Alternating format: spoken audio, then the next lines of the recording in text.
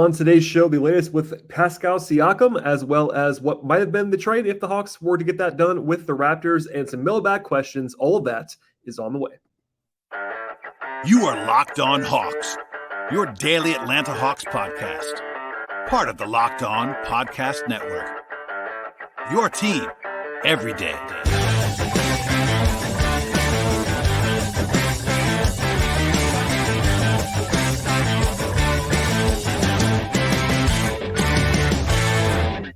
Hello, friends. Welcome to episode 1534 of the Locked On Hawks podcast. I am your host, Brad Rowland, coming to you on a Wednesday evening here in early to mid-August. And today's show is brought to you by Birddogs. Go to birddogs.com/LockedOnNBA or enter the promo code LockedOnNBA for a free white tech hat with any single purchase. You won't want to take your Birddogs off, we promise you. Also, at the top of the podcast, I should tell you to make us your first listen each and every day. And please subscribe and check us out across podcast platforms and anywhere you get your podcasts. Places like Spotify and Apple, as well as YouTube on the video side. And today's show will be the latest news around the Hawks. There's a little bit of news in the last couple of days, as well as some mailbag questions. And I do appreciate everybody checking out the podcast in recent days. If you missed it, I had a two-part episode earlier this week with Brian Schroeder on the NBA draft for 2024. Never too early to get sort of a look ahead at that class. Prior to that, I talked to Howard Jones. Multiple parts. Last week, Glenn Willis as well returned to the show in recent days. So we're getting you two or three episodes per week here in the Dead Zone. And if anything else pops up, I will always be here. So please subscribe to the podcast, tell a friend, and we'll dive in right now with today's episode. So on Tuesday, midday-ish, so just only a few hours after I posted the podcast with Brian, Shams Charania reported some stuff on Pascal Siakam, as well as Dame Lillard and James Harden. I'll say this now. My biggest takeaway is that we are firmly in the NBA dead zone, and this kind of felt like a post/update from the dead zone. I didn't really actually move the needle in any single direction if you've been paying close attention. And I understand not everyone has been following every machination, so I'm trying to sort of touch on all of that now. But there's a reason why it wasn't an emergency podcast. A lot of this stuff, basically all of this stuff, has been covered on some level on this podcast, but I'm not picking on Shams either. It honestly just felt like, and I don't know this for sure, somebody asked for an update for, above him editor-wise, and he wrote something. It wasn't like there was a huge piece of intel that he had to drop to kind of command a report, but that's kind of where we are at this point in time.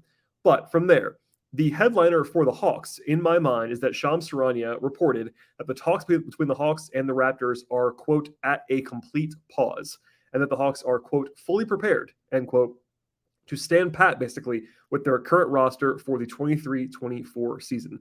He did also write that the Hawks, quote, have been the strongest suitor for Siakam, end quote, but that might just be in the past. He talked about it being during Summer League. That's about a month ago now at this point. It's been a while.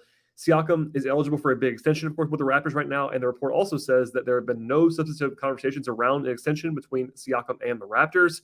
None of this stuff is new, but Shams also firmly cemented that the market for Siakam is, quote, tempered because Siakam's side, which I've reported a couple times in the past, continues to put out there to anyone who will listen, including me, that they will not be looking to extend with a new team on arrival, and that means that they don't really want to get traded. I think Siakam wants to be in Toronto for the long term, according to all of the intel that we know at this point in time.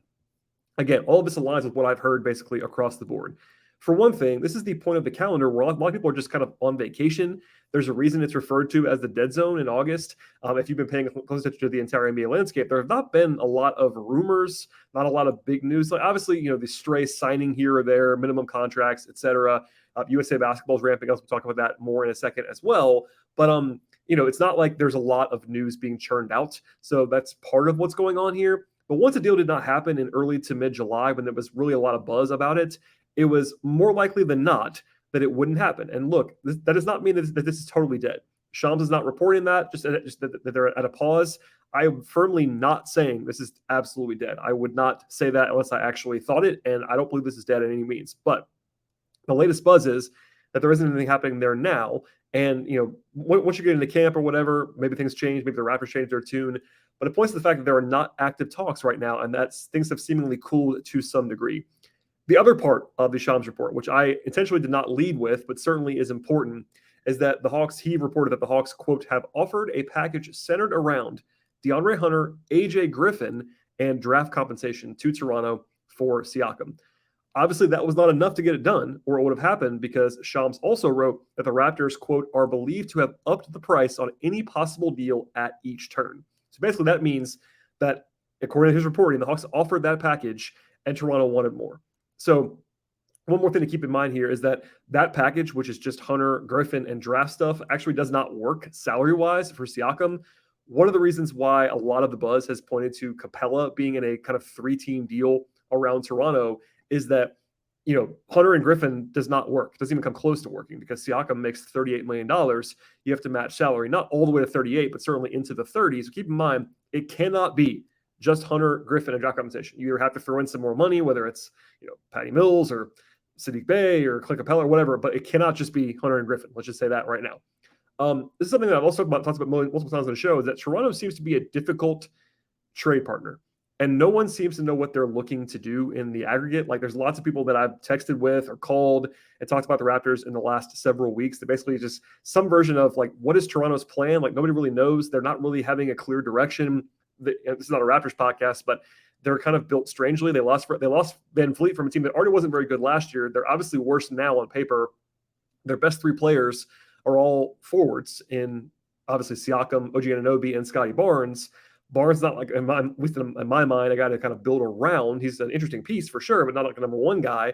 OG, same kind of thing. Siakam's a great player, but he's getting older. Obviously, a rental contract, only 1 more year under contract for Siakam. So the Raptors are kind of in a weird spot, let's just say. But I know Hawks fans will not like to see, and did not like to see, honestly, AJ Griffin's name in a package that was reportedly offered by Atlanta. I have said before, I would not include AJ, and I stand by that. The biggest reason is beyond just AJ being a good prospect, because he obviously is. He's very young. And look, you have to give up a lot. There's something there's sort of a disconnect here. Like, I've got pushback from Raptors fans talking about like how I want to get Siakam for nothing. And no, I think that fans in general want to get the guy they want for as little as possible. It's a very natural thing.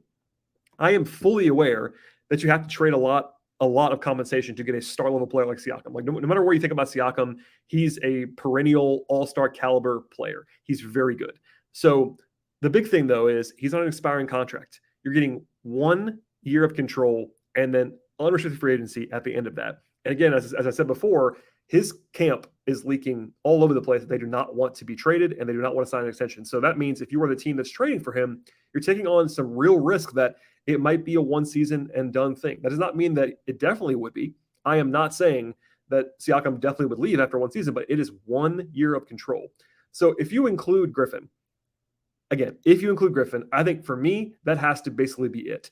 You can't be, this is my opinion again, but for the Hawks, you cannot be trading Griffin and draft compensation and even more than that, which is what Toronto is asking for again, 1 year of Siakam and basically zero indication that he is interested in staying in Atlanta. Again, he might stay, but ultimately, if he does even, there's a question about whether that's going to be a great contract. He'll be 29, 30 years old, and I think if he were to stay, it's obviously several steps ahead, it would probably be for a lot of money and probably would not be a slam dunk awesome contract. So all that said, we'll see if things can rekindle on this topic.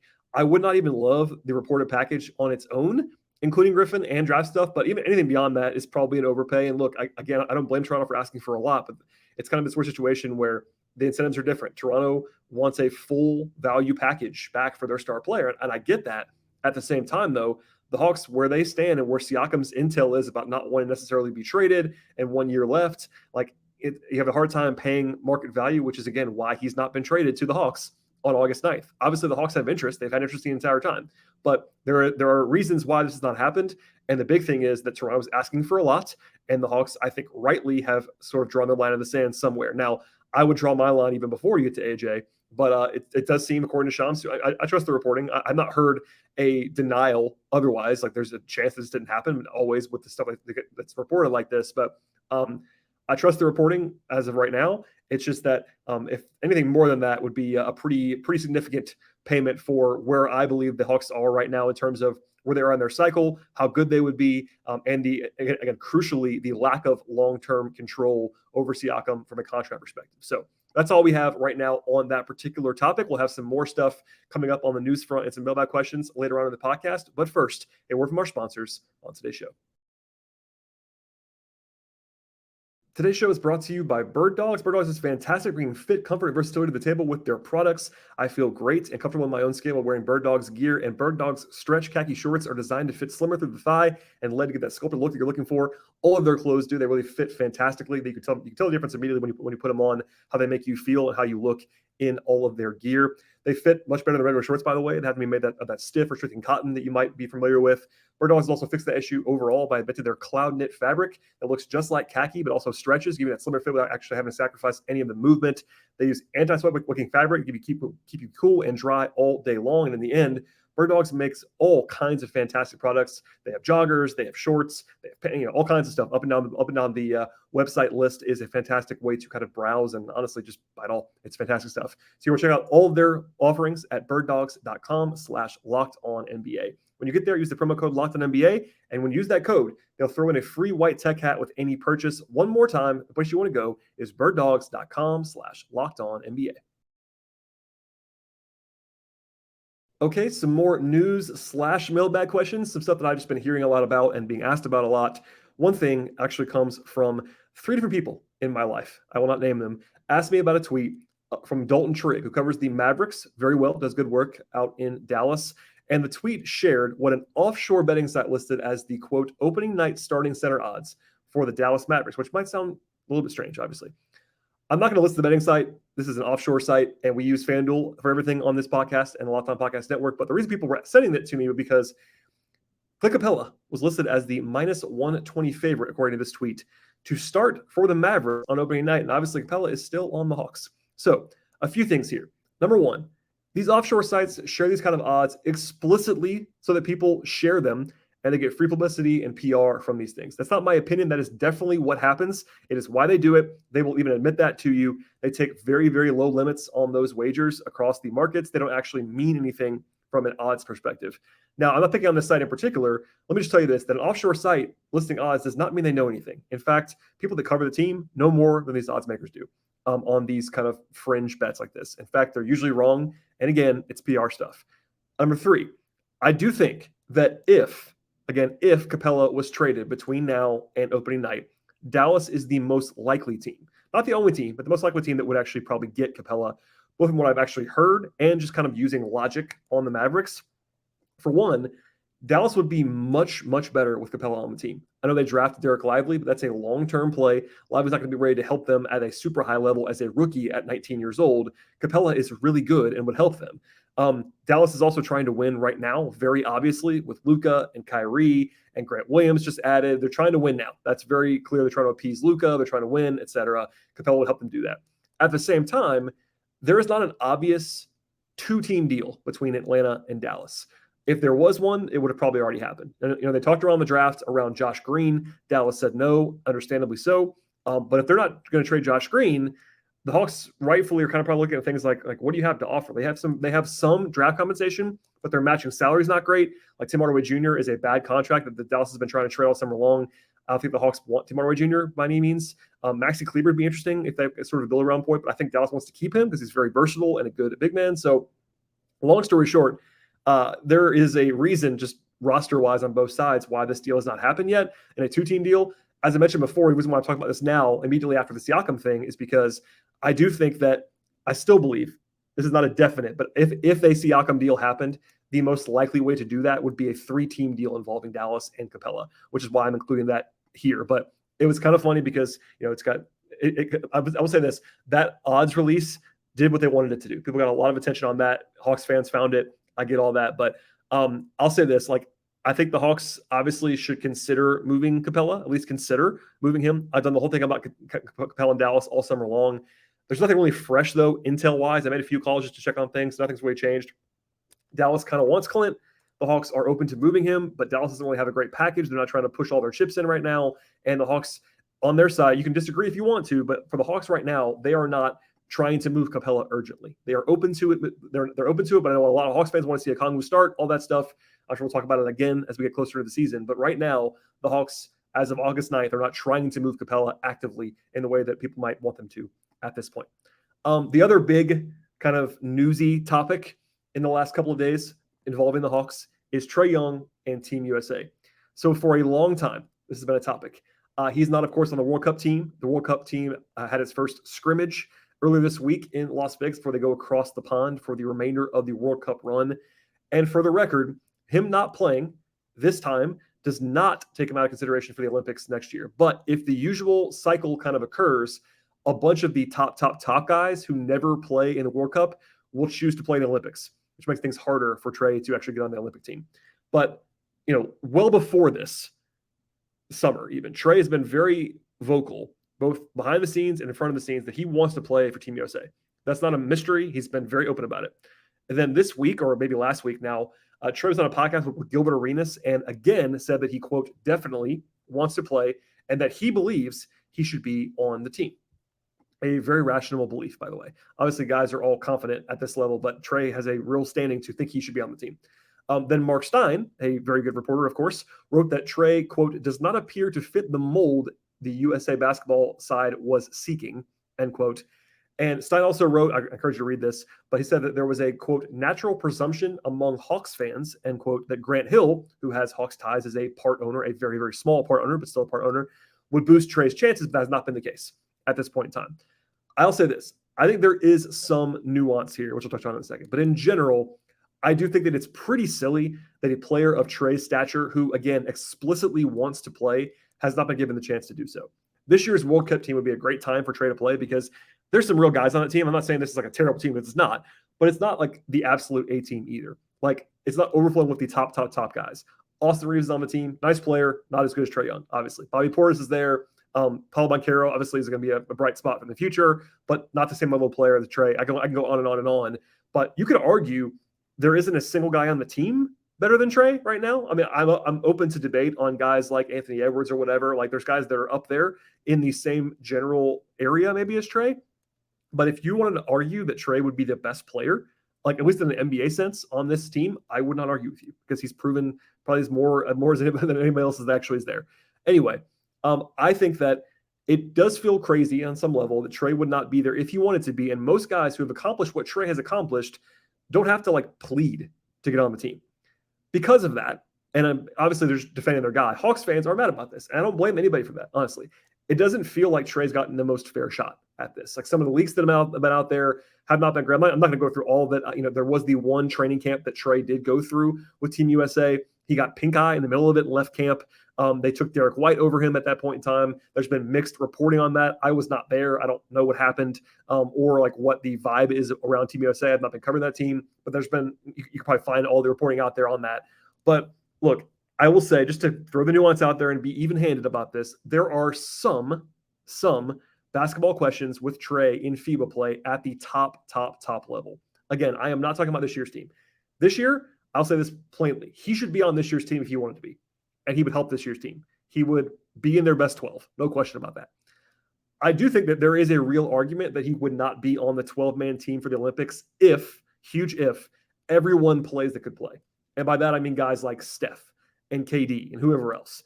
A lot of the criticism of Trae, for me, is disingenuous. It's not all crazy because I don't think anyone could say with a straight face that Trae is a perfect FIBA player. He is really small, which can hurt you at that level. He defensively, obviously, is not great. We all kind of know that. And he has some limitations as a result of that. But there are also very, very silly narratives about Trae overall even, and that he would still be an awesome offensive player in any context. Trae can really shoot it. He's one of the best passers on the planet, like top 5, including FIBA. Like, he would help their team. So I think this year he'd be one of the best players on the team in general. Olympics-wise, I'm open to that debate and everybody plays. But anyway, I think it's more so for me. I'm not going to be the guy who comes on the podcast. If you're a new listener, I'm not going to be like in my fan bag. Like, I cover the team at a professional level. I'm not going to be doing that. But I do think that Hawks fans are right to be bothered by this because that's their guy, number one. But also, like, if he wants to play, he should be playing, at least this year. Olympics, maybe something else. But I think Trae, it's going to sound crazy because, honestly, if you asked me this 5 years ago, if you said, okay, 5 years from now, Trae Young's going to be really, really good. Is he going to be overrated or underrated? I would have said probably overrated because, generally speaking, guys who put up huge stats can be overrated. I think Trae's pretty underrated in the national consciousness right now. I think there's this like weird desire, not in every circle, but some circles, to like pick him apart in every way, in the way that other guys that are on his same level don't have to really get all the time. he's not flawless. Like, it can be tough to build around a 6'1" guard who can't really play defense and has limitations. But Trae Young is really good. And for whatever reason, that gets lost sometimes. I don't really know why, if it's, to each their own. But I'll just tell you what I think. I think Trae's really good. He has limitations, but it is what it is. And I think that, again, if he wanted to play this year in particular at FIBA, he should have been there. Olympics, we'll see, and then maybe this will change the course of things with the sort of new coaching staff, Steve Kerr in there. But at this point, Trae's never played with the team. It's a little bit weird because he obviously wants to, and we'll leave it there for now. Okay, one more break here from our sponsor. We'll come back with some mailbag questions from you at the end of the pod.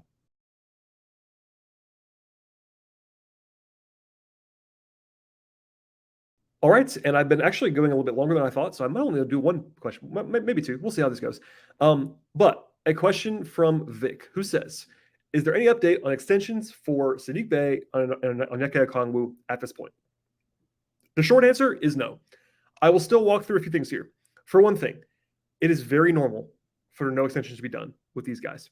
Now, there have been, to this point, 5 rookie scale extensions so far this summer. 5. 4 of them have been basically at the max or right at the max, basically, or close to it. Anthony Edwards, LaMelo Ball, Tyrese Haliburton, and Desmond Bane all signed for huge max level deals. The only guy who has signed a first-round rookie extension so far this summer that was not at that level is Isaiah Stewart. He signed $464. That was an interesting timing thing, but we'll come back to that in a second. Essentially, though, this is what happens. The max guys get done fast. If you remember, Trae Young did his deal right away for the Hawks when he was eligible. Trae was on that max level, on that level of where guys like Anthony Edwards are now, and that got done quickly. That's what happens. Luka signed the same year. Every year, the top guys basically always sign on somewhere around July 1. It is what it is. But then usually, the vast majority of guys wait until September, October, etc. The deadline, as a reminder, to get one of these deals done is usually 6 p.m. Eastern, the day before the season actually starts, which I believe is the case again now. So basically, all the way up into early to mid-October is the deadline. Last year, if you remember, DeAndre Hunter signed his extension on the last possible day. And that was not out of the ordinary because deadlines spur action. That's one of those things. The year before, Kevin Huerter signed on the last possible day as well. The majority of deals that get done happen at the very, very, very end for the non-max guys. Again, deadline spur action. That's the case with rookie extensions. It would not be shocking at all if one of these got done before. Like we saw Stewart, these deals do happen. Stewart got done, but no one should be panicking right now.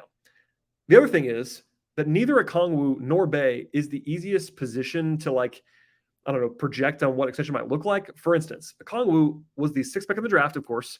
He's played very well in his career, but the first 2 years of his career, he was kind of banged up, didn't play a ton compared to a lot of guys at his level, has only 28 starts in the NBA. That's not his fault. That's because they have Capela, but he was drafted by a team that just they just went and got Capela, who played really well, etc. Then Okongwu also has a pretty massive cap hold if he gets there because he was drafted so high. And I think for me, he's already proven as a guy who's going to play at a starter level if he's given the opportunity. And his side knows that. Given how young he is and how high he was drafted and how good he is, in my mind, it makes total sense for his side and his agent to ask for a lot of money because, I think he's going to be worth that. On the Hawks side, though, they can, and I'm sure they probably will, argue that Okongwu is not quite as proven as some guys in the same spot because he's been coming off the bench for them. And they want to get a good deal on him as possible. It's not like it's insulting on Okongwu. It's just the reality. I think the Hawks will probably at least try to use Isaiah Stewart as a comparison. And again, that was $464. To be very clear, Okongwu is a better player than Isaiah Stewart. I'm not saying otherwise, and I think he has a lot more upside than Isaiah Stewart. But Stewart's played a lot more. They have kind of similar counting stats. I think if the Hawks will probably at least try to do that, I would be shocked if Okongwu signed a deal even in that range. But the Hawks will at least try, I would guess. On Bey's side, he got traded in the middle of the 3rd season, obviously. As we discussed at the time, there were rumblings in Detroit that he wanted big money already in extension. On the positive side for Saddiq, he's been exceptionally durable. He's played at least 70 games in each of his first 3 seasons. He's always out there. He is a really, really good shooter. We saw that last year. He's a very, very helpful offensive player because of the shooting and the fact that he is willing to shoot and fire away, and he's bulky. He can sort of beat mismatches, etc. He's also played almost double the amount of minutes total in his career that Okongwu has played. That's kind of funny, but it's true. On the other hand, there's obviously uncertainty with Bey on whether he's even a starter because of his defense. I think he can obviously start for a lot of teams, but I'm not sure he is definitely a top 100 player in the league kind of guy. It is what it is. It's not to say he's not valuable, because he is, but he doesn't have the same upside that Okongwu has. And he was drafted lower cap hold, and the Hawks just traded for him. But you also have to say, on the more positive side, if you're Bey's camp, guys that have his size, 6'7", and with some bulk, who can really shoot, can really provide value. I think Bey's next deal also will be his absolute prime years, from age 25-ish to 28 or 29-ish. That's probably going to be a good deal, you would imagine, if they overpay. So it would not be a surprise at all to me if both guys did extensions, or one guy did an extension, or neither did an extension, because of all the weirdness and the uncertainty around all of them. Plus, the cap is going up each and every year. Both sides know that, and maybe that kind of spurs some action. There have been rumblings in the past that ownership level got really involved and spurring the Hawks to pay Hunter a year ago. That kind of stuff can be a nice factor too. If Tony Ressler just decides that they're going to do the deal in October for either one of these guys, then they're going to do the deal. Probably it is what it is. I think that there would be a pretty big split on where Okongwu might land an extension if he were to do one, because again, its centers are weird. The market there is odd. What I already said about how little he's played overall, but if Bey wants full-on starter money like Hunter got, that's a lot of money for a guy who may not be a starter for you. It is what it is. It's still a valuable player, but we'll see. So that's the long answer. The short answer on whether there's any update is that no, it's been pretty quiet, because we're in this middle period now where it would be kind of a surprise if it got done in the next month, but we'll see.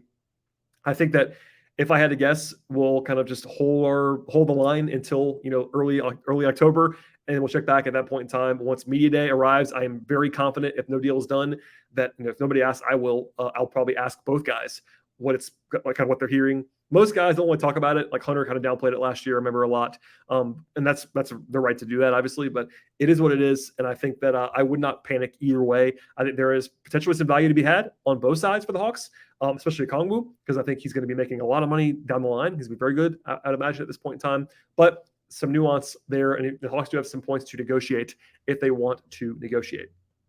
I have some more stuff. I'll do one more. Because I'm feeling generous. This will be a quick one, though. Question from Hassan, who asked about Kobe Bufkin. Why did the Hawks choose to play him at the 1 in Summer League when he never played that role before and likely won't fill it going forward? And can you explain a little bit more about what you saw from him that made you feel good about him going forward because you're pretty high on him, etc.?